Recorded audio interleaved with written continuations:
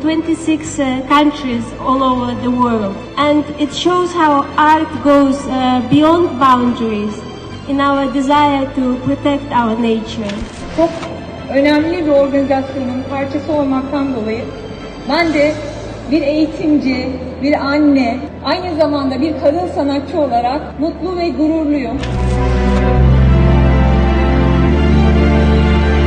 I would like to thank the Idea Public Association under the leadership of Ms. Leyla Aliyeva, the Heydar Aliyev Foundation and the Swiss Association of Women and Empowerment who brought to life these two projects to demonstrate the power of art in our global efforts to address climate change and achieve a greener world.